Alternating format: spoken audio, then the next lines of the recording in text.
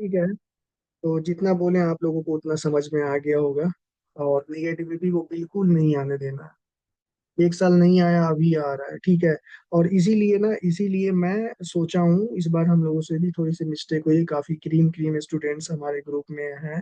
तो हमने इसीलिए सोचा है कि मेंस फोकस्ड मेंटरशिप लेके आएंगे, और नॉन सीरियस को एक्सक्लूड कर देंगे और सीरियस बच्चे को लेंगे, जिनका एम ही है यूपीएससी करना। सुबह उठते हैं ग्रुप में, मैं देखता हूँ सुबह उठते हैं, टारगेट डालते हैं, फिर रात में डालते हैं, फिर हमसे बात भी होती है उन लोगों से।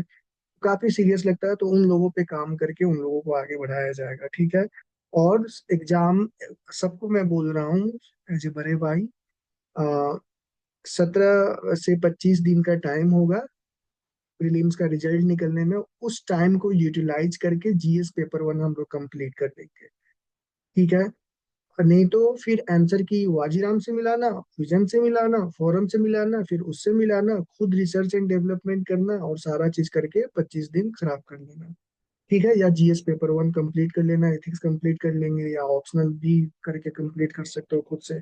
चलिए, इंपॉर्टेंट चीज जो मॉडर्न स्पेक्ट्रम में ईव, यहाँ से दो तीन क्वेश्चंस आते ही हैं, ठीक है। तो ब्रिटिश कॉन्क्वेस्ट उस समय, जब ब्रिटिश आई तो इंडिया की हालत उस समय क्या थी हिंदी में। और हाँ, मेंस में एक लोगों ने मैसेज करा था, एक दो लोगों ने, कि जैसे अभी टाइम कंस्ट्रेंट है, इसका हिंदी रूपांतरण नहीं कर पा रहे, लेकिन मेंस में हम लोग जो भी मटेरियल देंगे, फालतू का मटेरियल नहीं, जो एग्जाम में लिखने वाला मटेरियल, ठीक है, वो हम लोग हिंदी इंग्लिश दोनों में देंगे, ठीक है। तो हिंदी मीडियम वाले को बिल्कुल घबराने और डरने की जरूरत नहीं है, हिंदी पे काम अभी से ही चल रहा है कुछ कुछ।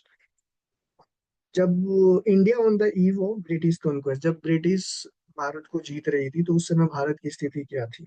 पॉलिटिकल कंडीशन देखते हैं पहले। उस समय डिक्लाइन ऑफ मुगल एम्पायर हो रहा था, औरंगजेब का जो डेथ होता है 1707 में, फिर उसके बाद मुगल डिसइंटीग्रेशन स्टार्ट हो जाता है, ठीक है। यूपीएससी का रेलेवेंस क्या है, fragmented polity, polity facilitated British conquest, ये भी एक स्टेटमेंट आ सकता है एग्जाम में, ठीक है। बैटल ऑफ पलासी भी एक बहुत अहम योगदान निभाता है, 1757 में हुआ, और ब्रिटिश का एंट्री हुआ बंगाल में, ठीक है। राइज ऑफ रीजनल पावर, तो जैसे ही औरंगजेब की डेथ होती है, रीजनल पावर उभर के आती है, क्योंकि जो सेंटर है वो वीक हो जाता है, ठीक है। वहां पे वॉर ऑफ सक्सेशन स्टार्ट हो जाता है, आपस में लड़ने लगते हैं खून के लिए, सत्ता के लिए। हैदराबाद में निजामुल मुल्क, बंगाल में अलीवर्दी खां था, बाद में सिराजुद्दौला आए, अवध में सादत खान थे, मराठास पेशवा बाजीराव वन थे उस समय, सिख रंजीत सिंह जो मिस्र कम्युनिटी से थे, जट उस समय थे, सूरजमल काफी इंपॉर्टेंट रोल निभाते हैं। तो ये सब सब स्पेक्ट्रम में दिया हुआ है। स्पेक्ट्रम में अगर नहीं रिवाइज कर सकते तो यहाँ पे, और हिंदी मीडियम वाले बोलेंगे अब इसका क्या हम रूपांतरण करके दें, ठीक है। तो इंग्लिश से इतना नहीं डरना है। इकोनॉमिक कंडीशन उस समय क्या थी, डी इंडस्ट्रियलाइजेशन हो रही थी, decline of handicrafts. Revenue system के बारे में देखते हैं, जमींदारी सिस्टम थी, यानी परमानेंट सेटलमेंट इन बंगाल था, और रैयतवाड़ी सिस्टम मद्रास और बॉम्बे में था। ट्रेन ऑफ वेल्थ हो रहा था भारत का, तो ब्रिटेन वे ट्रेड मोनोपोलिस, ट्रेड पे ब्रिटिशर्स का मोनोपोलिस था, और ट्रेन ऑफ वेल्थ यहाँ से पैसे निकल के ब्रिटिश में जा रहे थे, ब्रिटेन में जा रहे थे। Economic exploitation bye EIC, impact on Indian artisan जो थे उन पे इम्पैक्ट हो रहा था, क्योंकि जितने भी रूलर्स वगैरह थे, जैसे मुगल का डिसइंटीग्रेशन और भी रीजनल पावर डिसइंटीग्रेट हो रही थी, तो वो लोग पैट्रोनेज रखते थे, ठीक है। उनको संरक्षण देते थे जितने आर्टिस्ट। हाँ, थॉमस मुनरो जोड़ लीजिएगा, उसमें आगे आ भी जाएगा जब हम लोग दूसरा चैप्टर पढ़ेंगे तो। Impact on Indian artisan, ruin of textile, तो जितना भी संरक्षण वो लोग दे रहे थे, तो जब उन्हीं की सत्ता नहीं रही, सीट का कोई गारंटी नहीं है, तो फिर वो लोग धीरे धीरे इन लोगों को छोड़ने लगे, और ये लोग गाँव की तरफ चले गए। फिर आर्ट एंड कल्चर में यहाँ ये पॉइंट वहां पे आगे में लिंक होगा। सोशल कंडीशन उस समय क्या थी, कास्ट रिजिडिटीज थी, ऑर्थोडॉक्स प्रैक्टिसेस चल रहे थे, सती वगैरह ये सब चीजें, वुमेन्स डिग्रेडेशन, यही सब है। देखिए, सती, चाइल्ड मैरिजेस प्रिविलेंट था उस समय, एजुकेशन लिमिटेड टू इलिट्स, जो समाज के ऊंचे तबके के लोग थे उन्हीं के पास एजुकेशन थी, और एजुकेशन का जो माध्यम था मदरसा था मुसलमानों के लिए, और हिंदुओं के लिए पाठशाला या गुरुकुल की व्यवस्था थी उस समय। कल्चरल कंडीशन देख लेते हैं, सिंक्रेटिक कल्चर, यानी सूफीज्म भक्ति इन्फ्लुएंस होने लगा था। आर्ट एंड कल्चर में Mughal plus regional style, mix हो गया था। तो जो मुगल जो आर्किटेक्चर को पेट्रोनेज दिए थे, जब वो डिक्लाइन होने लगी तो वो अपने अपने प्रोविंसेस में चले गए। फिर वहां पे मतलब सेंटर का स्टाइल और रीजनल स्टाइल मिक्स होके एक हाइब्रिड डिजाइन आया। ठीक है। जैसे अवध इमामबाड़ा, ठीक है, जैसे लखनऊ में इमामबाड़ा है, अवध उस समय वो क्षेत्र को कहते थे। यूरोपियन का प्रेजेंस यहाँ पे देखते हैं। पुर्तगाइज गोवा में 1510 में आई, फिर उसके बाद 1600 के बाद डिक्लाइन होने लगा। फिर डच आई, कहाँ कहाँ, Pulicat, Nagapattinam, defeated by British. बाद में ब्रिटिश ने सबको डिफेंड कर दिया। फिर फ्रेंच पौंडीचेरी उनका ज्यादा रहा। फिर कर्नाटिक वार में उन्होंने खो दिया। कर्नाटिक वॉर, ये सब थोड़ा सा इंपॉर्टेंट डेट याद रखना है कि 1746 से 63 तक चला। British versus French, Diwani rights 1765 में मिल जाता है। East India control over the Bengal revenue.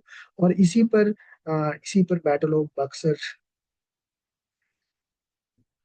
और जो बंगाल में जो भी टसल्स हुआ, ये दीवानी राइट पे ही हुआ, क्योंकि वो लोग टैक्सेस नहीं देते थे।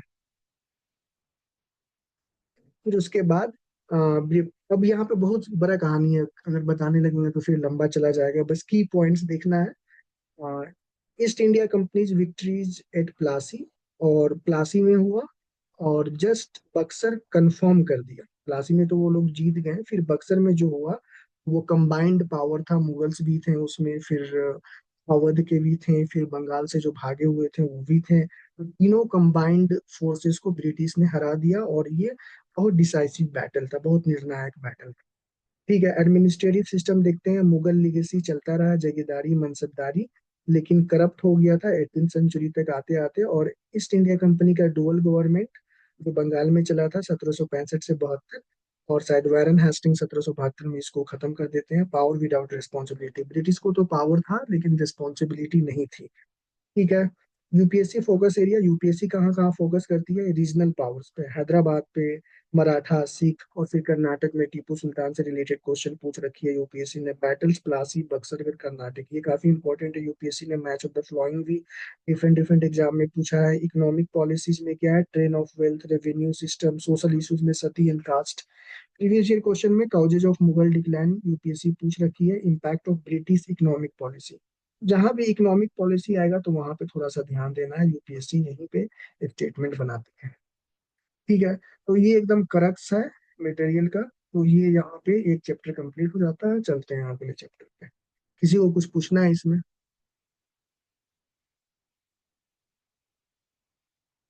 हम एज्यूम कर रहे हैं कि आप लोग पढ़ चुके हो दो चार बार, और हम आपको जस्ट पॉइंट आउट करवा रहे हैं यहाँ पे, डायरेक्शन दे रहे हैं कि आपको इन इन चीजों पे जाके अपने बुक में, मॉडर्न स्पेक्ट्रम के बुक में सेम चैप्टर में फोकस करना है इन सब चीजों को।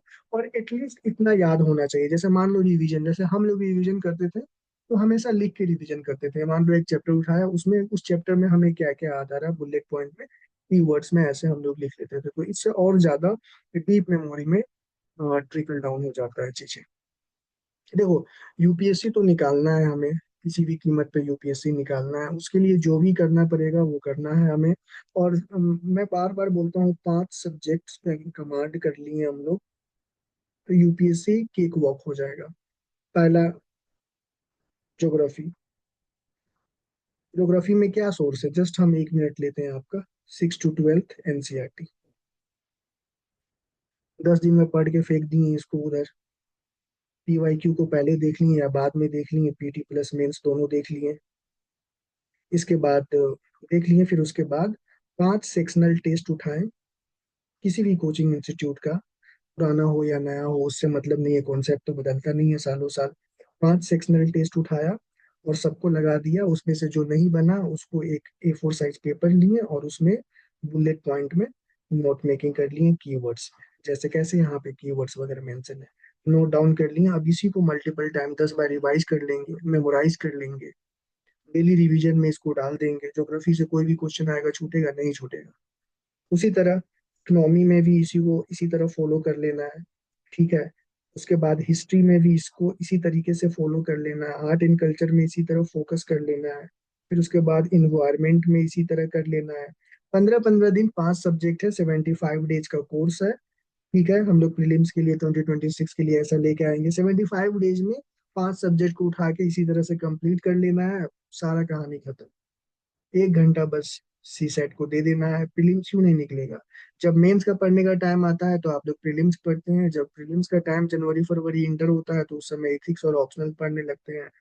अभी जो है, अभी स्ट्रेस इतना आ रहा है, ये स्ट्रेस इसलिए आ रहा है क्योंकि आप किसी मेंटर के अंतर नहीं पढ़ रहे। जैसे मैं अभी 2 महीने पहले जिससे जिससे बात कर रहा था, सर मुझे इथिक्स पढ़ रहा है, इथिक्स पढ़ना है, ऑप्शनल पढ़ना ठीक रहेगा कि नहीं पड़ेगा। जब ऑप्शनल का टाइम अभी आएगा 25 मई के बाद, 25 मई के बाद ऑप्शनल का टाइम आएगा, इथिक्स का टाइम आएगा, वर्ल्ड हिस्ट्री का टाइम आएगा।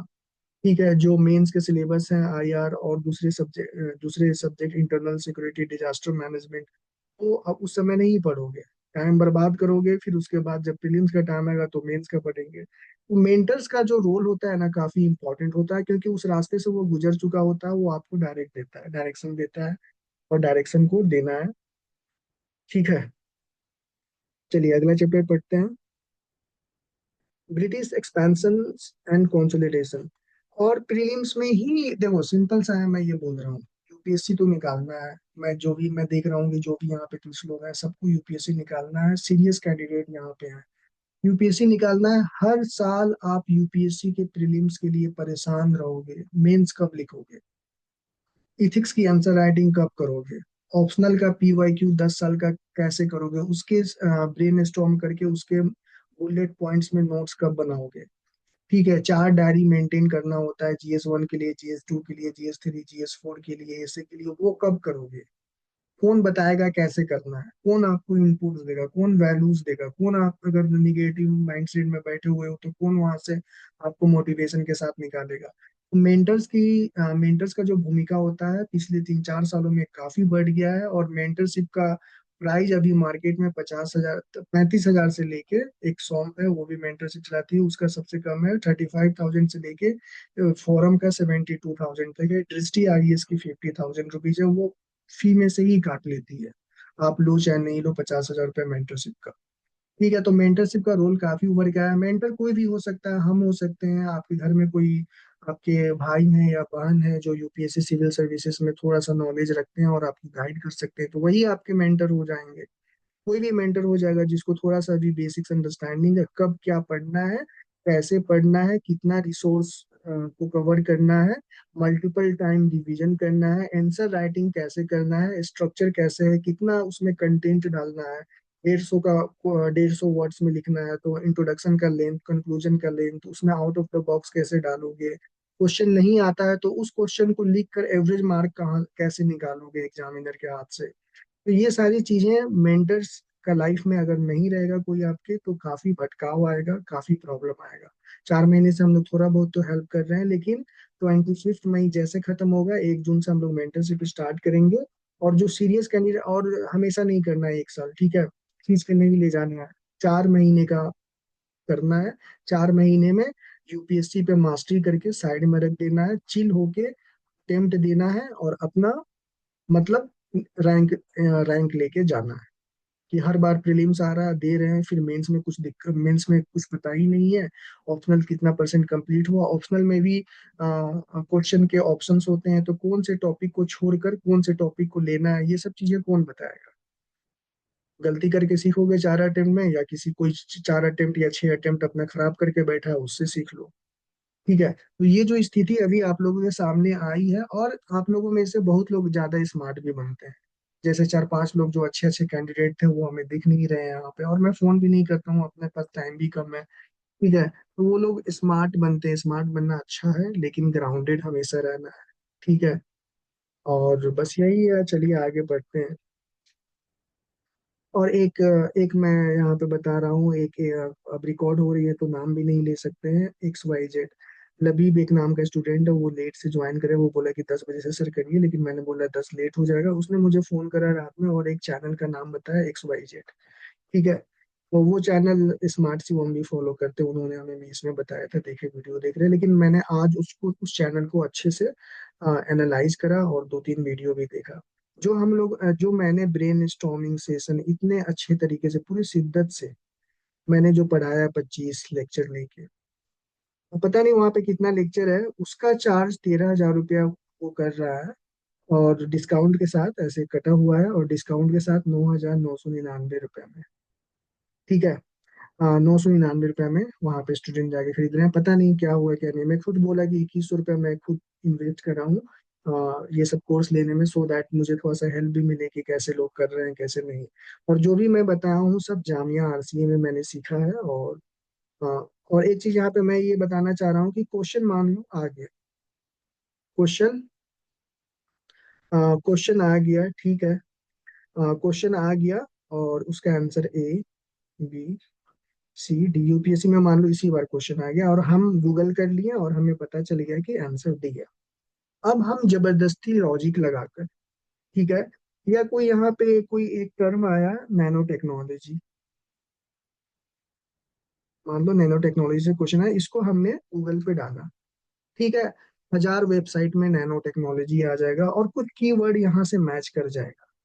हम एक क्लीन क्लिपिंग करें और लेके हम आपके पास आए कि ये आया है यूपीएससी 2025 में, और ये 2024 में पीआईबी में, पीआईबी में या मिनिस्ट्री ऑफ कोई भी मिनिस्ट्री गवर्नमेंट के डिपार्टमेंट में या कोई भी साइंटिफिक रिसर्च में ये है। चाहे द हिंदू में भी नैनो टेक्नोलॉजी तो चलता ही रहता है, द हिंदू का क्लिपिंग ले लिए, इंडियन एक्सप्रेस का क्लिपिंग ले लिए, और वहां से हम आपको दिखाएं कि ये 2025 में क्वेश्चन आया और यहाँ पे 2024 के जून में या दिसंबर में ये क्वेश्चन, ये नैनो टेक्नोलॉजी पे डिबेट चल रहा था, आप इंडियन एक्सप्रेस पढ़ना स्टार्ट कर दो।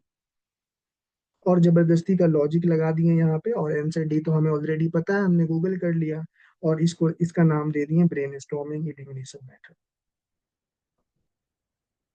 इसका नाम दे दिए ब्रेन स्टॉर्मिंग मेथड, और इसी पे 10,000 व्यूज 5,000 व्यूज सब चल रहा है और लोगों को और मैंने बेवकूफ यूट्यूब बना। में देखा तो इतना अच्छे से आप क्वेश्चन एक्सप्लेन करते हैं, उतना अच्छे से एक्सप्लेन नहीं क्वेश्चन होता। क्वेश्चन निकल जाने के बाद उस पे दिमाग लगाना काफी आसान है। लेकिन हम आपको ब्रेन स्टॉर्मिंग में क्या बताएं, ब्रेन स्टॉर्मिंग में बताया कि एनालाइज करने पे ज्यादा फोकस दिए, क्वेश्चन को हम खुद सॉल्व करके बताएं। जब हम बता रहे थे कैन वाला, जब हम बता रहे थे सम वाला, जब हम बता रहे थे एक्सट्रीम वर्ड्स वाला, और उसमें डज नॉट भी था, तो डज नॉट वाला बाद में हम पढ़ाएं, सब बहुत काफी स्ट्रक्चर वे में बनाया। जब हम एक्सट्रीम वर्ड पर कैन बता रहे थे तो मान लेते हैं उसमें सम भी था डज नॉट था, लेकिन हम उस समय डज नॉट वाला आपको नहीं बता रहे थे, सम वाला नहीं बता रहे थे। वहां पे जब हम डील कर रहे थे तो कैन ही वाला बता रहे थे। जब हम सम वाले स्टेटमेंट्स को डील कर रहे थे तो हम सम को इलिमिनेट कर रहे थे, कैन वाले पे फोकस नहीं कर रहे थे। नहीं तो हम डायरेक्ट आते हैं, मेरे पास आंसर की सामने रखा हुआ है, आंसर हमें पता है ए है, सम वाला क्वेश्चन प्रोबेबिलिटी दिखाता है ये सही होगा, डज नॉट वाला को काटो कैन वाला भी सही होता है, और डू नॉट मान लो, डू नॉट वाला भी इसको काट दो, आंसर इज सी। मान लेते हैं ऑप्शन ए और बी है, तो 1 and 2 आंसर। ठीक है। तो ब्रेन स्टॉर्मिंग जैसे जामिया वाला वीडियो मैंने बताया था, तो 100 न्यू सीट्स है, बस इंफॉर्मेशन दे रहे हैं थोड़ा सा आप लोग का ब्रेन खोलने के लिए। और 50 रिजर्व सीट होते हैं जिसमें इंटरव्यू मेंस और रैंक इम्प्रूवमेंट के लिए रिजर्व रहता है जामिया में, यहाँ से ज्यादा रिजल्ट आते हैं, और न्यू इंट्रेंट्स का जो होता है 100 होता है। तब यही एलिमिनेशन टेक्निक यूज करते हैं ये वाला। ठीक है। क्वेश्चन कुछ भी आ जाएगा, हम उसको गूगल पे टाइप करेंगे, या क्वेश्चन जिस दिन आ जाएगा एक डेमो भी देंगे हम, या चैट जीपीटी में ही डाल के पूछेंगे कि गिव मी द सोर्सेस, वो 10 सोर्सेस हमें प्रोवाइड करा देगा, हम आपके सामने ले आएंगे एक वीडियो इसी तरह देखें। यूपीएससी के 100 क्वेश्चंस को अगर हम डालें तो 50 क्वेश्चन, 50 थोड़ा ज्यादा हो जाएगा, 40 क्वेश्चन पीआईबी के कीवर्ड से मिल जाएगा। अच्छा चलो 40 थोड़ा सा ज्यादा लग रहा है हमें, 30 क्वेश्चन तो मिल जाएगा। अब क्या करेंगे हम, स्क्रीन क्लिपिंग ले लेंगे और आपके सामने एक वीडियो बना के रखेंगे कि अब पीआईबी का पीआईबी काफी इंपॉर्टेंट है, अब यहाँ पे आओ, 2,000 रुपये दो और कोर्स ज्वाइन करो। ठीक है। तो ब्रेन स्टॉर्मिंग टेक्निक का मतलब, इलिमिनेशन टेक्निक का मतलब ये होता है कि क्वेश्चन को एनालाइज करके एग्जामिनर्स के माइंडसेट को पकड़ना, ना कि एक सेट ऑफ रूल। हमेशा फ्लेक्सिबल होता है, मैंने कभी नहीं बोला कि क्या ना आ जाएगा तो। और मैंने वैसे भी क्वेश्चन को इंक्लूड करे थे जहाँ पे कैन नॉट वाले क्वेश्चन को हम लोग गलत मानते हैं, स्टेटमेंट निगेटिव कनोटेशन देता है, निगेटिव टोन होता है, लेकिन कहीं कहीं पे वो सही भी होता है, तो उसको भी मैंने रियलिटी को सामने रखा कि ये यहाँ पे सही हो जा रहा है गलत हो जा रहा है। ठीक है। तो मैंने देखा वहां पे 10-10 हजार रुपए लोग चार्ज कर रहे हैं, पता नहीं लूट चल रहा है। तो मैंने अपने कलीग से भी मेंशन कराया, तो वो भी वही बोला है कि देखो क्वेश्चन आ जाता है मार्केट में, उसके बाद उसमें दिमाग लगाना इजी। लेकिन एग्जाम हॉल में आपके पास कुछ भी क्लू नहीं रहेगा। 2 घंटे का इन्वायरमेंट जो होता है वो काफी स्ट्रेन वाला इन्वायरमेंट होता है, उसमें लॉजिक लगाना है। ठीक है। एलिमिनेशन टेक्निक कोई फॉर्मूला नहीं है, बस आपका एक माइंडसेट को थोड़ा सा ब्रॉड करना है, इंटरप्रेटिव लेंस को थोड़ा सा सही करना होता है। ठीक है, तो बस मैं शेयर कर दिया आपके साथ। भी एक जगह भी और चल रहा है जहाँ पे मैंने कोर्स 2100 रुपए का लिया है। अब वहाँ पे क्या करा है उन्होंने, 99 रुपया में, 199 की 99 रुपया में कोर्स लॉन्च करा है, वही 599 वाला को 99 कर दिया और लिख दिया कि 106। तो ये सब कोर्स लेने से आप लोग अभी बचेंगे और रिवीजन पे ज्यादा फोकस करेंगे, क्योंकि आप लोग भी कहीं ना कहीं टेलीग्राम ग्रुप में ज्वाइन होंगे। तो 100 सीट्स, 599 नहीं, 99, तो ये सब चीजें से बचेंगे और अपना जो फोकस है वो रिवीजन पे करिए। सब व्यापार चल रहा है और कुछ नहीं है। ठीक है। सही गाइडेंस देने वाला आपको कोई नहीं मिलेगा। और चलिए आते हैं यहाँ पे। ये बनाने में कितना मेहनत लगता है आपको मालूम है? ये कहीं नहीं मिलेगा। और फिर वो मैंने वीडियो देखा तो वो बोले कि बाकी सब पेड कोर्स का, आप पेड कोर्स में एडमिशन लीजिए तो आगे ये कहानी मिलेगी। ठीक है। तो ब्रेन स्टॉर्मिंग सेशन पे थोड़ा सा 15 मई के बाद थोड़ा सा कुछ कुछ लेक्चर्स हम यूट्यूब पे अपलोड करेंगे। चलिए। बहुत स्कैम, मैं खुद बोल रहा हूँ ना कि मैंने 1700 का लिया था, फिर उसके बाद मैंने 499 का फिर से लिया है कि चलो दूसरे जगह लेते हैं। लेकिन 2-3 वीडियो मिला। वो वैसा वीडियो आप लोग खुद बना के डाल सकते हो जितना मैंने बताया है। हाँ। ये कौन बोल रहा है? तस्कीन बोल रही है। तो ये स्कैम चल रहा है। इसीलिए मैं बोल रहा हूँ कि एक जेन्युइन मेंटर, जैसे जैसे मैं एक एग्जांपल दे रहा हूँ। कोई एक बंदा है, XYZ, थोड़ा समझिए, थोड़ा सा माइंड ब्रोड करिए आप लोग। एक बंदा है, उसको 50,000 रुपीज सैलरी मिल रही है मेंटरिंग करने का। ठीक है। मेंटरिंग करने का। और उसका वो जॉब है, और दिन में 20 लड़के लड़कियां उनके पास जाती हैं किसी कोचिंग इंस्टीट्यूट के थ्रू। ठीक है। तो वो काउंटेबल नहीं है इसके प्रति, ये फेल हो रहा है या पास हो रही है या रैंक आ रहा है नहीं आ रहा, कोई लेना देना नहीं है। काम इससे करवाया जा रहा है 1.5 लाख रुपए का, और इसको दिया जा रहा है 50,000। ये खुद भी मोटिवेटेड है। अब ये क्वेश्चन जो अब ये गलत भी स्ट्रेटेजी लेके आ रहा है। Yes. Yes ma'am. Yes sir, you are right. एक का तो मैंने सुना है कि 100 टेस्ट सीरीज लगा लो, प्रीलिम्स निकल जाएगा। कोचिंग वोचिंग में नाम वाम कटवा के 100 टेस्ट सीरीज ही सॉल्व कर लिया जाए तो प्रीलिम्स निकल जाएगा। लेकिन मैं बोल रहा हूँ कि 100 टेस्ट कर लो, एक भी क्वेश्चन यहाँ से यूपीएससी में नहीं आने वाला है। ठीक है। लिमिटेड नॉलेज रखना है, लिमिटेड रिसोर्सेज रखना है, मल्टीपल टाइम ऑफ रिवीजन रखना है, कुछ चीजों को रट जाना है जहां से क्वेश्चंस आ रहे हैं। अब फंडामेंटल राइट्स है तो फंडामेंटल राइट्स को पूरी तरीके से खा पी जाना है। चलिए हम लोग यहाँ पे आते हैं, लेकिन हम जो देख रहे हैं आजकल स्थिति काफी खराब है।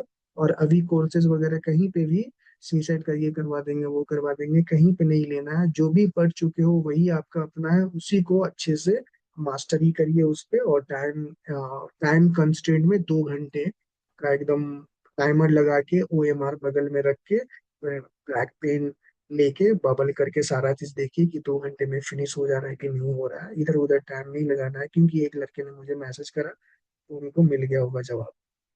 ब्रिटिश एक्सपेंशन बढ़ा, ब्रिटिश एक्सपैंड करा, फिर कॉन्सोलिडेट हुआ। ठीक है। कर्नाटिक वार काफी इम्पोर्टेंट है। डुप्लेक्स डुप्लेक्स जो फ्रेंच थे और क्लाइव ब्रिटिश के थे, दोनों के बीच में संघर्ष होती है। Struggle for trade supremacy, supremacy को लेके कि इस एक को एलिमिनेट कर देंगे तो पूरा मार्केट मुझे मिल जाएगा, तो मेरी सारी चीजें प्रॉफिट वगैरह होगी। फ्रेंच शुरू में डोमिनेंट थे जैसे, और बाद में बैटल ऑफ वांडी वॉस में फ्रेंच पूरी तरीके से डिस्ट्रॉयड हो गए, कंप्लीटली डिस्ट्रॉयड। ब्रिटिश ने बैटल ऑफ वांडी वॉस भी बोलते हैं, वांडी वॉस भी बोलते हैं, उसमें ब्रिटिश ने फ्रेंच को पूरी तरीके से डिस्ट्रॉयड कर दिया। तो ये बैटल काफी इंपॉर्टेंट, और यूपीएससी में मुझे जहां तक याद आ रहा है कि ये पूछा जा चुका है। फिर इसका आउटकम क्या हुआ? आउटकम ट्रीटी ऑफ पेरिस हुई।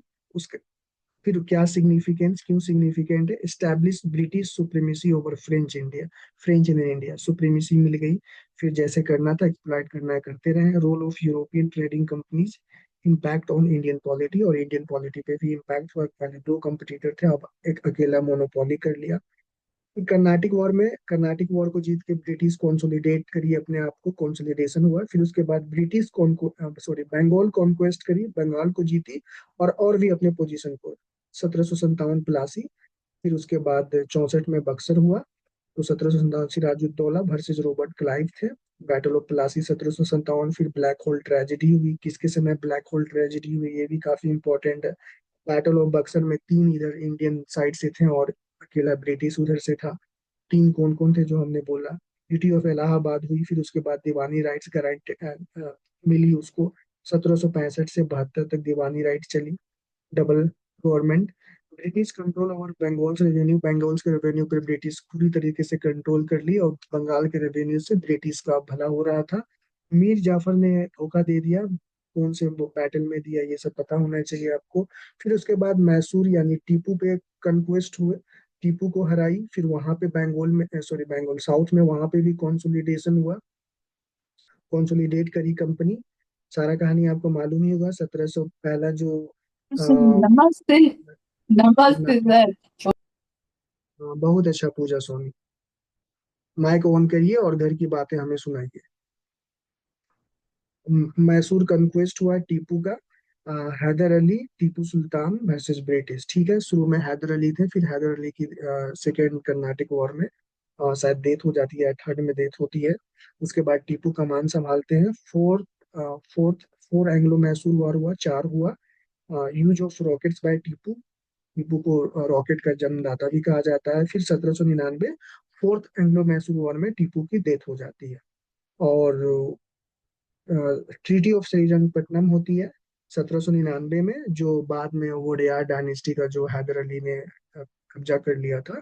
फिर उन्हीं में से किसी एक बच्चे को बैठा दिया जाता है, उसी के साथ श्रीरंगपट्टनम की संधि होती है, और वही सब्सिडरी अलायंस शायद वहां पे आ जाता है। Elimination of strongest Indian resistance, यहाँ पे सबसे स्ट्रॉन्गेस्ट रेसिस्टेंस टीपू के द्वारा ब्रिटिश को मिला था।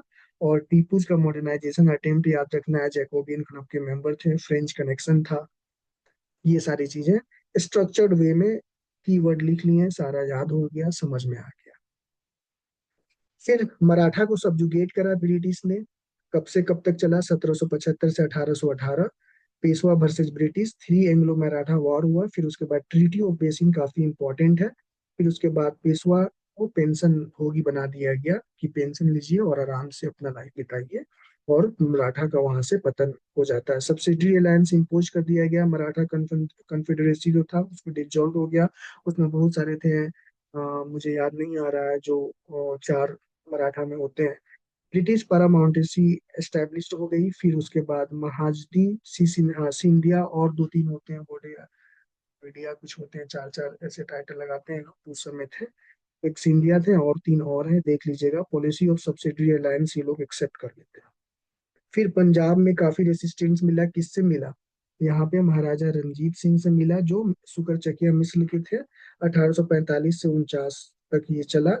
Sikh empire versus British, first Anglo Sikh war 45 से 46, 1845 से 46। दूसरा हुआ 1848 से 49। ये सब इंपॉर्टेंट डेट्स हैं, हमें याद होना चाहिए। फिर ट्रीटी ऑफ लाहौर, कि अगर ये याद रहेगा तो हम ऑप्शन को एलिमिनेट कर सकते हैं। जितना फर्स्ट राउंड में जो 100% श्योरिटी वाले क्वेश्चन 35 प्लस अगर आप ले गए, 35 से ऊपर जाने वाला नहीं है, लेकिन 35 से ऊपर अगर 40 तक टच कर लेते हैं तो आपका प्रीलिम्स वहां पे अच्छे से निकल जाएगा, कम पसीना बहाकर। फिर उसके बाद कंप्लीट कंट्रोल ओवर इंडिया ले लिया गया। फिर उसके बाद डॉक्ट्रिन ऑफ लैप्स एप्लीकेशन लगा के पंजाब को भी अपने अंदर कर लिया गया। फिर डॉक्ट्रिन ऑफ लैप्स भी एक बहुत इंपॉर्टेंट टूल था ब्रिटिशर्स के पास। जब मैं पढ़ा तो मुझे मजाक लग रहा था, ये क्या सब डॉक्ट्रिन ऑफ लैप्स लगा रहे हैं, मतलब ये कौन सा नियम लगा रहा है। जब मैं शुरू शुरू पढ़ा था तो बहुत बेतुका और इलॉजिकल लगा था, लेकिन ब्रिटिश कुछ भी कर रही थी पारामाउंट एसी के लिए। 1848 से 56 तक चला, डलहौजी इसके जनक हैं। सबसे पहले सतारा विक्टिम बनी। डॉक्ट्रिन ऑफ लैप्स मतलब कि मान लेते हैं किंग थे और क्वीन थी, और इनका अपना ओरिजिनल इशू नहीं था, मतलब संतान अगर नहीं है, ओरिजिनल है, तो इनके डेथ के बाद देयर किंगडम विल लैप्स, वही था डॉक्ट्रिन ऑफ लैप्स। अगर आपके अपने संतान नहीं है, अगर आप जैसे रानी लक्ष्मीबाई के साथ जो केस हुआ था, रानी लक्ष्मीबाई और उनके हस्बैंड से अपना संतान, ओरिजिनल संतान, ब्लड रिलेशन वाला बच्चे नहीं हुए थे, और वो एडॉप्ट करी थी और बोली थी कि मैं adoption will become the next heir, मेरे जाने के बाद ये बनेगा राजा। तो ब्रिटिश ने बोला कि हम तो ऑलरेडी पहले डॉक्ट्रिन ऑफ लैप्स लेके आए हैं कि आपका अगर कोई ओरिजिनल हायर नहीं है, तो आपका जो किंगडम है आपके बाद वो ब्रिटिश का किंगडम बन जाएगा, that will your kingdom will lapse, वो खत्म हो जाएगा और ब्रिटिश के अधीन आ जाएगा। सबसे पहले विक्टिम बना सतारा 1848 में, झांसी 1853 में, वही रानी लक्ष्मीबाई, फिर उसके बाद नागपुर, फिर अवध। अवध में एक लेडी थी ना, बेगम, क्या नाम था, बोलिए माइक ऑन करके। बेगम हजरत हाँ, महल। बेगम हजरत। बेगम हजरत।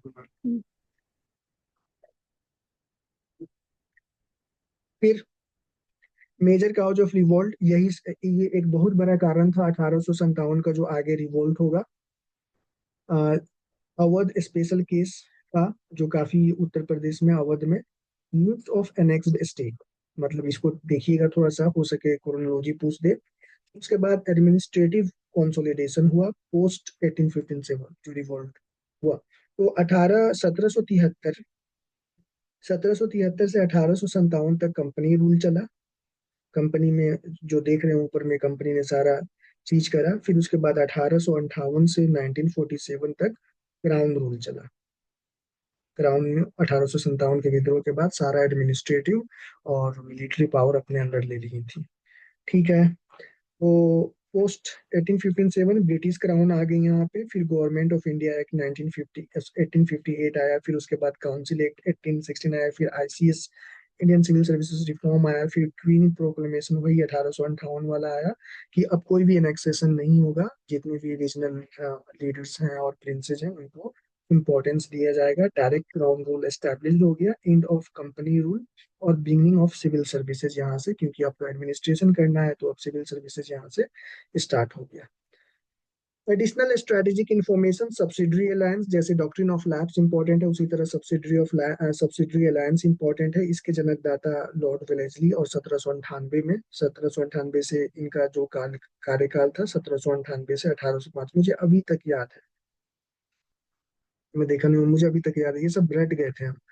इंडियन रूलर्स पे फॉर ब्रिटिश ट्रूप, इसमें क्या था कि इंडियन रूलर्स ब्रिटिश ट्रूप उनके किंगडम में ब्रिटिश को रखते भी थे, ब्रिटिशर को रखते थे कि वो किसी फॉरेनर से कांटेक्ट में नहीं आ जाए, या कोई रिवोल्ट नहीं हो, और इंटरनल इंफॉर्मेशन हमें लिखी हमें मिल जाए। और 50 लोगों को, मान लो 100 लोगों को रख दिए, और 100 लोगों का खर्चा भी इंडियन रूलर ही पे करते थे। समझ सकते हो कितनी दयनीय स्थिति थी। No diplomatic diplomacy without British, वही फॉरेन से कोई भी कांटेक्ट नहीं without the prior permission of British. फिर ब्रिटिश रेसिडेंट एंड कोर्ट, एक रेसिडेंट कोर्ट में भी रहता था जितने भी मीटिंग वगैरह होती थी। फिर उसके बाद लॉस ऑफ, इसका मतलब क्या है कि एक्सटर्नल इन्फ्लुएंस आ गया, सोवरेनिटी रही ही नहीं, एक्सटर्नल और इंटरनल अफेयर्स जो है ब्रिटिश ही डिक्टेट करवाते थे, कोई सॉवरेनिटी नहीं रही। सॉवरेनिटी हम लोग पॉलिटी में देख चुके हैं क्या होता है। Difference with doctrine of lapse, doctrine of lapse और इसमें क्या अंतर है, क्लियर कट पता होना चाहिए। और कौन सा स्टेट एक्सेप्ट कर लिया ये भी थोड़ा सा देख लेना आप। डॉक्ट्रिन ऑफ लैप्स, लॉन्टालॉजी, नो नेचुरल हायर, कोई भी अगर प्राकृतिक रूप से, यानी अपना संतान, ब्लड वाला अपना संतान, नेचुरल बेटा बेटी जो है वो नहीं है और वो अडॉप्ट कर लिया है, तो वो माने नहीं रखेगा। स्टेट विल लैप्स, स्टेट उसके जाने के बाद खत्म हो जाएगा, यानी ब्रिटिश अपने में एनेक्स कर लेगी। एनेक्सेशन ऑफ की स्टेट्स, इस तरीके से उन्होंने आइडेंटिफाई कर लिया था, देख लिया होगा कि कहाँ कहाँ ऐसा इशू है, तो चलो यही कहानी बना दो। एडॉप्शन नॉट रिकग्नाइज्ड, जो एडॉप्शन है, एडॉप्ट, बच्चे को एडॉप्ट करना और उसको फिर आगे राजा महाराजा बनाना, तो एडॉप्शन नॉट रिकॉग्नाइज, रिकॉग्नाइज नहीं किया जाता था। परमानेंट सेटल भी, ये भी काफी हॉट टॉपिक है, यहाँ से भी यूपीएससी क्वेश्चंस पूछती है। इसके जनकदाता कौन थे, कॉर्नवालिस। फिक्स्ड लैंड रेवेन्यू, जमींदार एज इंटरमीडिएरीज, रूरल रूरल इंडेप्टेडनेस इंक्रीज, और जो ग्रामीण क्षेत्र में है उनका कर्ज और पे और बढ़ता गया। फिर वो फसल का अ, जो था टैक्स वो दे नहीं पाते थे, फिर उसके बाद वो जमींदार को जाके कर्ज लेते थे, हाई इंटरेस्ट रेट था, फिर वो डेट ट्रैप में फंस जाते थे, फिर उसके बाद उनका खेत ही वो फिर ले लेते थे। कंपैरिजन विथ रैयतवाड़ी से कंपेयर करो, परमानेंट सेटलमेंट से जब पढ़ रहे हो आप, फिर महलवाड़ी से करो। ठीक है, जो थॉमस मुनरो उस समय किसी ने बोला। थॉमस मुनरो और अलेक्जेंडर, अलेक्जेंडर का स्पेलिंग ठीक है, अलेक्जेंडर रीड। तो ये यूपीएससी ने क्वेश्चन पूछ रखा है 2018 में शायद, 17-18 में। ठीक है, chronological evolution of British power देखना है, ट्रेड टू टेरिटरी। पहले ट्रेड करने आए 1600 में और 1757 तक टेरिटरी पे कब्जा कर लिया। East India company establishment to Plassey. फिर एक्सपेंशन फेज 1757 से 1818 तक पूरा एक्सपैंड करा बंगाल टू मराठा टेरिटरीज। फिर कंसोलिडेशन फेज आया 1818 से 1857, सब्सिडरी अलायंस और डॉक्ट्रिन ऑफ लैप्स के थ्रू। फिर 1857 में विद्रोह होता है, और उसके बाद brown rule post 1857, direct British administration, वहां से डायरेक्ट अपॉइंट करते थे ब्राउन, और वहां पे इंडिया का शासन होता था और शोषण होता था साथ में। ठीक है, यूपीएससी स्पेशल नोट्स में क्या है, गवर्नर जनरल टू रिमेम्बर, कौन कौन से इंपॉर्टेंट है। गवर्नर वारन हेस्टिंग, हमें अभी तक याद है, 1773 से 1785 तक इनका शासन था। फर्स्ट गवर्नर जनरल वेलेस्ली, 1798 से 1805। हो सकता है मैं गलत हूँ, लेकिन मुझे जो याद आ रहा है मैं लिखते जा रहा हूँ। डोलोजी 1848 से 1856, 10 साल हो गया पढ़े हुए, अभी तक मुझे याद है। पैनिंग, पैनिंग 1800 यही 56, 1856 से 61, और मुझे लगता है, क्योंकि 1857 का रिवोल्ट इन्हीं के समय हुआ था। पैनिंग 1815, 1857 रिवोल्ट हैंडलिंग। फिर मिलिट्री कंक्वेस्ट क्या हुआ, नेवल पावर, कर्नाटिक वॉर्स में नेवल पावर, नेवल सुप्रीमेसी दिखाई। फिर उसके बाद technology, superior artillery in Anglo Sikh war. Anglo Sikh war में ब्रिटिश का जो जीतने का कारण था वो सुपीरियर आर्टिलरी, यानी वही गन पाउडर वाला जो तोप, तोप बोलते हैं। Diplomacy, divide and rule policy, बांटो और राज करो। इकोनॉमिक एक्सप्लॉइटेशन काफी इंपॉर्टेंट है, क्योंकि यूपीएससी बार बार इकोनॉमिक से related Dadabhai Naoroji, RC Dutt, और भी दो तीन पर्सनालिटी का नाम उन्होंने पूछ रखा है। ट्रेन ऑफ वेल्थ थ्योरी, ठीक है, दादा भाई नौरोजी ने लिखा सबसे पहले। डी इंडस्ट्रियलाइजेशन प्रोसेस, फिर उसके बाद लैंड रेवेन्यू सिस्टम, ये तीनों इकोनॉमी में यूपीएससी के फेवरेट टॉपिक्स हैं। आप रिवाइज करोगे तो अब जैसे अब ये चैप्टर जाके आप पढ़ोगे तो आपका जो इंटरप्रेटिव लेंस है और होरिजन है थोड़ा सा वाइड हो गया होगा, कि ऐसे चीजें पढ़नी है। ठीक है, समझे। तो एक मेंटर, एक अच्छा मेंटर, एक जेन्युइन मेंटर की जरूरत है हर एस्पिरेंट को। ठीक है, कि वो अपना कीमती साल बर्बाद नहीं करे। ठीक है, कीमती साल बर्बाद नहीं करे, अपने गलती से ना सीखे, दूसरे के गलती से सीखे, और मेंटर पे पूरा फेथ रखे। और हम लोग थोड़ा सा और प्रमोशन थोड़ा सा प्रमोशन और आपके हित में प्रमोशन। ठीक है, आपके हित में प्रमोशन ये है कि सबसे पहले हम लोग एक डॉक्यूमेंट तैयार कर रहे हैं 2-3 पेज का, और सबसे 1 to 1, आधे घंटे, 1 घंटे, 1.5 घंटे, 2 घंटे, जितने घंटे बात हो सके, जब तक प्रॉब्लम रिजॉल्व नहीं हो, 1 to 1, one on one, 1-1 face to face video call होगा, अकेले अकेले। ठीक है, कि बहुत सारे लोग ग्रुप में अपना प्रॉब्लम नहीं बता पाते हैं, बहुत सारी फैमिली इश्यूज होती है, उनसे पढ़ाई यहाँ पर होती है, तो वो सब भी हम लोग डिस्कस करेंगे। और एक पूरा चार्ट बनेगा, और आपका पूरा वहाँ पे ऑडिटिंग होगी कि कितना परसेंट आपका सिलेबस हो चुका है, कितना नहीं हुआ है, ऑप्शनल में क्या 10% से लेके हम लोग 100% के पैरामीटर बनाएंगे, कितना हुआ है, कितना घंटे टोटल पढ़ पाते हैं, किस हिसाब से पढ़ना है। यूपीएससी नहीं होने वाला रहेगा तो बोल देगा भैया दूसरा चीज कर लो अच्छे से, जबरदस्ती का क्यों इसमें करना है। तो सारा 1 to 1 होगा, और सेम 4 से 5 लोगों का मैक्सिमम ग्रुप एक रहेगा, और उसी ग्रुप में ये यूट्यूब सब पे नहीं जाएगा, लिमिटेड एक्सेस मिलेगा फ्री वाले, और पेड वाले को अनलिमिटेड एक्सेस मिलेगा, और काफी चीजें दिल से पढ़ाई जाएगी, मैं लीड करूंगा। सारे मेंटर्स को मैंने बैठा दिया है अभी कि आप लोग अपना प्रिपरेशन करो, उनको डील करने दो। क्योंकि आप लोगों का टाइम ना काफी इंपॉर्टेंट है, एक बार टाइम निकल जाएगा, और एक समय आता है 2-3 साल प्रिपरेशन करने के बाद पढ़ने का भी मन नहीं करता, जैसे मेरे पास अभी अटेम्प्ट, मतलब यूपीएससी में अटेम्प्ट नहीं, लेकिन स्टेट पीसीएस वगैरह में सिर्फ एक झारखंड का देके मैं छोड़ दिया हूँ, पढ़ने का मन नहीं करता, कितना साल पढ़ा जाए। ठीक है, 2 नंबर का पैसा कमाना नहीं है, जितना सैलरी मिलता है उतना ही में गुजारा चलता है, तो उतना प्राइवेट सेक्टर में भी अपना हो जा रहा है। ठीक है, थोड़ा सा हेक्टिक है, रिकग्निशन नहीं है, लेकिन ईमानदारी से काम कर रहे हैं, खा पी रहे हैं, ठीक चल रहा है। नहीं बन पाया आईएएस तो बहुत लोगों को बना देंगे। सेटिस्फैक्शन होना चाहिए, और अपना जो भी दे रहे हैं उसमें 100% देना मैटर करता है। 25 मई को आपका एग्जाम है, हो चाहे नहीं हो वो बात बात की देखी जाएगी, लेकिन जब पीछे मुड़ के देखें तो सेटिस्फेक्शन रहेगी, मैंने अपना 100% दिया था। हो सके मैच्योरिटी नहीं हो, अंडरस्टैंडिंग कम हो, ठीक है, सही गाइडेंस नहीं मिला हो या सही रिसोर्स नहीं पढ़ पाए, बाद में हमसे जुड़े आप, ठीक है, थोड़ा लेट हो गया, 2-4 महीने पहले और जुड़ते हैं और इस तरह से थोड़ा इंटेंस सेशन होता तो और इम्प्रूवमेंट होता। मेरा बस यही है कि आप लोग जैसे पढ़ रहे हैं पढ़ते रहिए, सीसेट को प्रायोरिटी दीजिए। सीसेट को प्रायोरिटी दीजिए, और GS1 का मैं सोच रहा हूँ कि 15 से पहले ही इसको निपटा के खत्म करूँ, और थोड़ा सा ब्रेन स्टॉर्मिंग का कुछ, झारखंड में कुछ नहीं होता है तो आपको अदर स्टेट का देना चाहिए सर। नहीं, अब मन उड़ गया, वही मैं बोल रहा हूँ कि 2-4 साल के बाद पढ़ते पढ़ते आपका भी मन हो सके उठ जाए, नहीं पढ़ने का मन करे, अभी पूरा जोश जुनून है तो पूरा मेहनत करके निकाल लो एग्जाम। लोग 4-4 बार 5-5 बार प्रीलिम्स रेगुलर निकाल ले रहे हैं, भले मेंस में जाके अटक रहे हैं या इंटरव्यू में अटक रहे हैं, ठीक है, या रैंक अच्छा नहीं आ रहा, और यहाँ पे 4 से 5 साल लोग प्रीलिम्स ही निकालने में लगा दे रहे हैं, तो प्रॉब्लम है ना। कोई भी बंदा है एक्स वाई जेड किसी का नाम नहीं लेते हैं, 4 से 5 बार प्रीलिम्स नहीं निकल रहा है, 2-3 साल से तैयारी चल रही है, उसका प्रीलिम्स नहीं निकल रहा है, 5 ही सब्जेक्ट पे कमांड करना है, 10 मैथ का चैप्टर पढ़ना है, 10 रीजनिंग का चैप्टर पे कमांड करना है, और रीडिंग कम्प्रीहेंशन का एकदम जबरदस्त मटेरियल हम आपके सामने ला के रख दिए हैं, ठीक है। और 5 साल 4 साल हो गया है, अटेम्प्ट पे अटेम्प्ट दे रहे हैं, प्रीलिम्स ही नहीं निकल रहा है, फिर अगले साल आ रहा है, वही स्थिति रह रही है, तो प्रॉब्लम तो है ना इसके साथ कहीं ना कहीं। और ये और दूसरा बंदा जो 4 से 5 बार रेगुलर प्रीलिम्स निकाल रहा है, मेंस में भले अटक जा रहा है, राइटिंग कैपेबिलिटी नहीं है या कॉम्पिटेंस नहीं है, या इंटरव्यू में जाके छट जा रहा है, कुछ प्रॉब्लम हो जा रहे हैं, या प्रेशर को हैंडल नहीं कर पा, लेकिन ये आपसे तो अच्छा है कि 4 से 5 बार रेगुलर प्रीलिम्स निकाल दिया है, और आप में प्रॉब्लम है।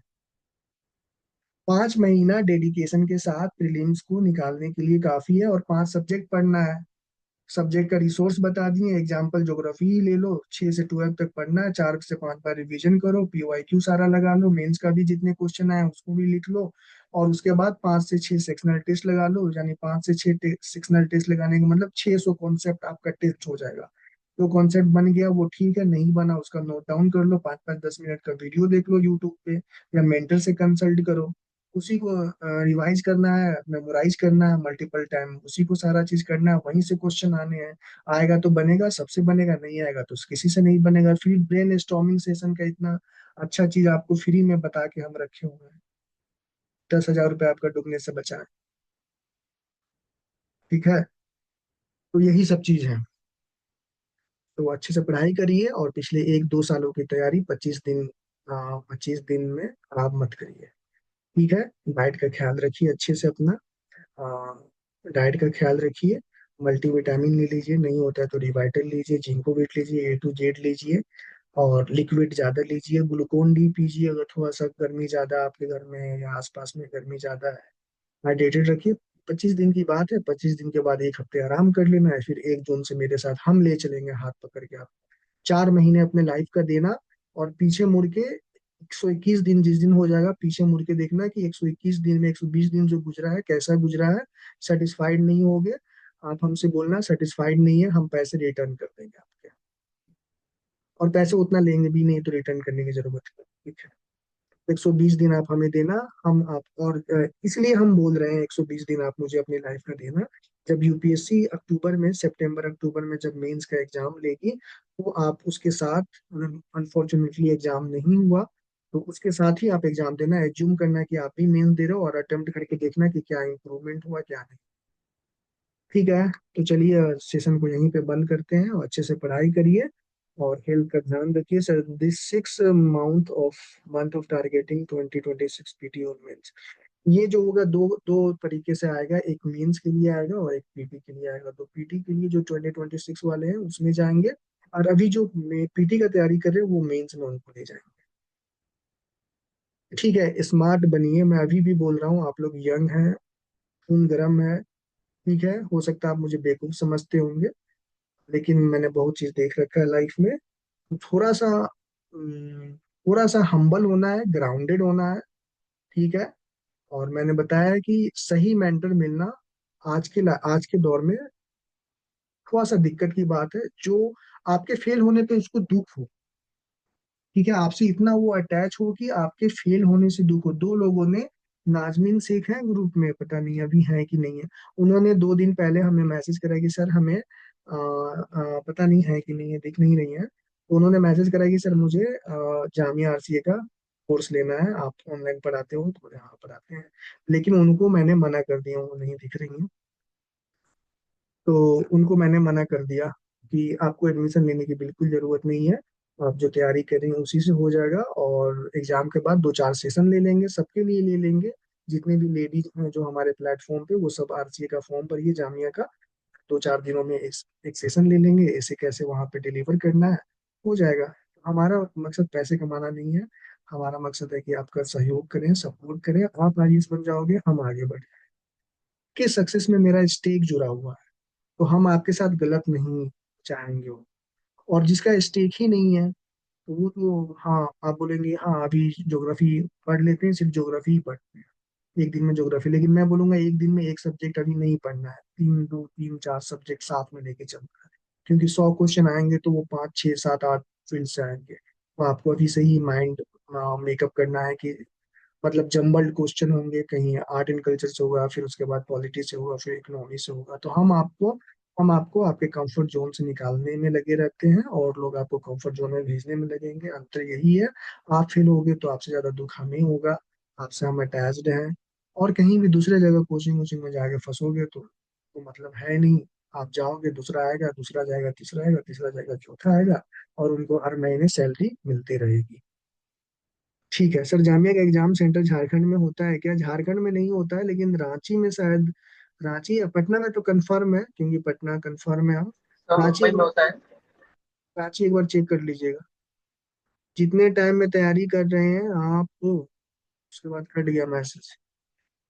चलिए, किसी को क्वेश्चन है तो माइक ऑन करके बोलिए, और बाकी लोग जा सकते हैं, कहानी खत्म हो गया।